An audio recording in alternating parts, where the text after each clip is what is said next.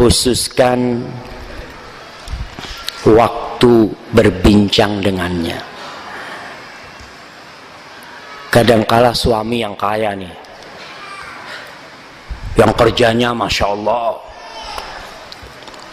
udah itu istri kasih duit terus, Ustaz sudah ana cukupin, sudah ana cukupin istri ana, duit nggak pernah kurang.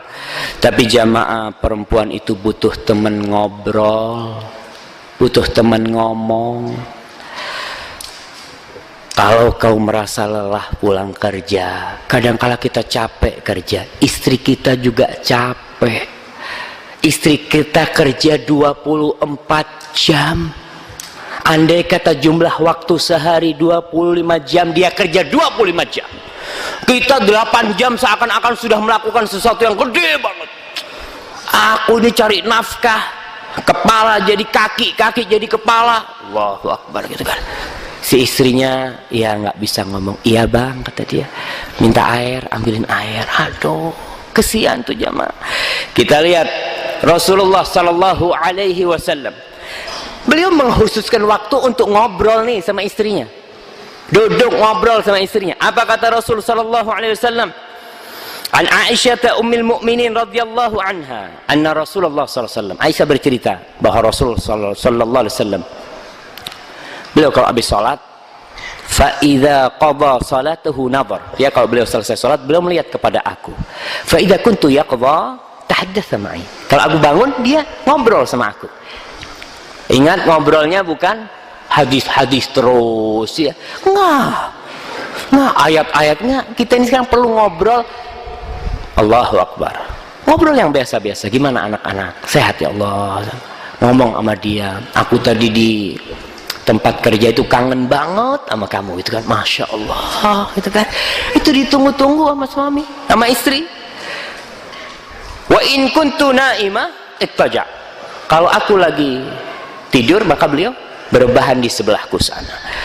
Ibnu Abbas radhiyallahu anhu cerita tentang bibinya Maimunah, istri Nabi Muhammad SAW. Bitu inda khalati Maimunah, aku bermalam di rumah bibiku Maimunah. Fatahaddatsa Rasulullah SAW ma'a ahlihi sa'atan thumma raqad. Rasulullah SAW ngobrol sama istrinya, baru kemudian tidur. Lihat, ada waktu. Istri itu harus dikasih waktu ngobrol. Apa harus bayar istri?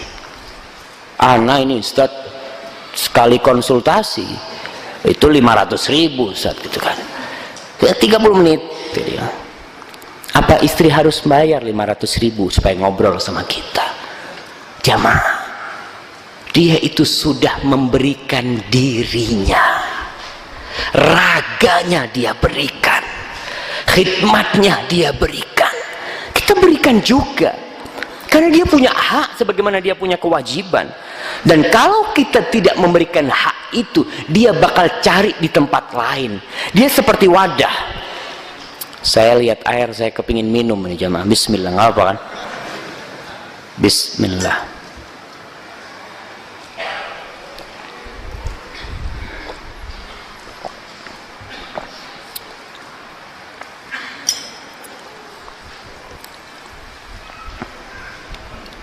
Sampai mana?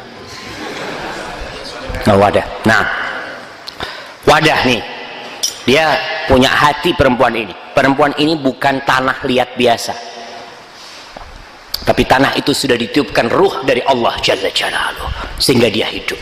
Ruh ini butuh disiramin, wadah ini butuh nih disiramin terus ya.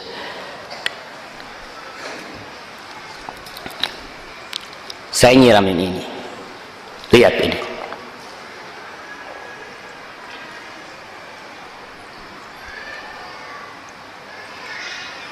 Itu hati istri kita. Kalau kita tidak nyiramin, dia akan cari orang lain yang nyiramin dia. Kering kadangkala hati sebagian istri kita, kering kerontang. Maka kadangkala dia mencari pujian, mencari teman curhat di Facebook. Kadangkala dia harus ngobrol di BB, tulis statusnya lagi galau. Dan ini Ini suaminya nggak bener nih, dia cari orang ini tempat curhat. Ya Ustadz, kan curhat biar dia curhat sama Allah Jalla Jalaluh. Ya enak banget ngomongnya gitu. Ya butuh. Suami ini tugasnya apa? Qawwam itu tugasnya apa? 3 tadi. Dia harus pimpin, dia harus mengarahkan, ngajarin istrinya, harus dilindungin nih istrinya. Jangan sampai yang lain itu keluar. Jangan sampai yang lain bisa masuk ke rumah tangganya. Maka ingat, kemudian hargai pendapatnya. Jangan, ya banyak perempuan ngomong lelaki itu egois. Iya, saya nggak ngomong bapak-bapak, mungkin bapak-bapak nggak, saya nih kadang-kala egois gitu, baru sadar, ya Allah, astagfirullahaladzim ya. Iya, kalau bapak-bapak nggak egois lah, maaf kalau saya salah. Egois nggak bapak-bapak? Bapak nggak ada yang ngaku, coba tanya sama ibu-ibunya. Nah, ingat aja istrinya bermusyawarah, ada urusan sesuatu, jangan merendahkan istrinya. Ustaz, istri anak ini buta huruf, Ustaz, seperti itu kan. Subhanallah, Allah kadangkala memberikan hidayah dan ilham kepada orang-orang yang baik yang tidak pernah sekolah. Rasulullah SAW mengatakan, innaman nisa syaqaiqur rijal. Kata Nabi kita Muhammad SAW, perempuan-perempuan itu pecahan dari lelaki. Pecahan nih dari lelaki.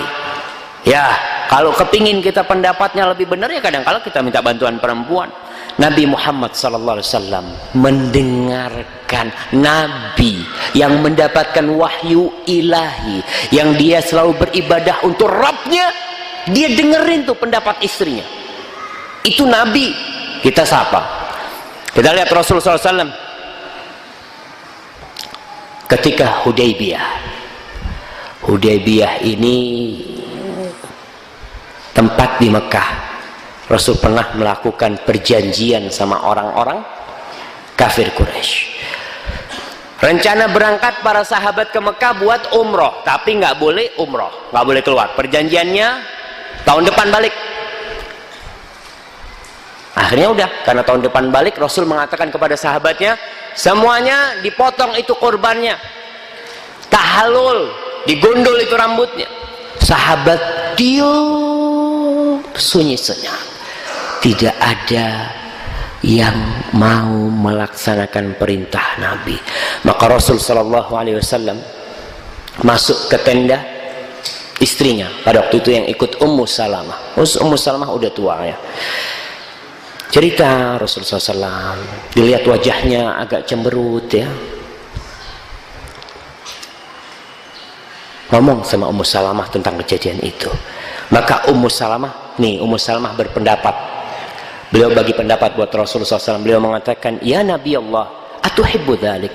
Wahai Nabi Allah, kau ingin mereka melakukan perintahmu itu. Ukhruj, keluarlah kau ya Rasulullah SAW. Nih istri nyuruh sama ngasih pendapat kepada suaminya. Ukhruj thumma la tukallim ahadan minhum. Kau keluarlah Rasulullah dan jangan mengajak ngomong satu orang pun dari mereka. Hatta tanhara badak, sampai kau sembelih kurbanmu sendiri dulu. Wa tad'u haliqaka fayahliqaka. Kemudian kau panggil tukang cukurmu, dia mencukurmu, menggundulmu.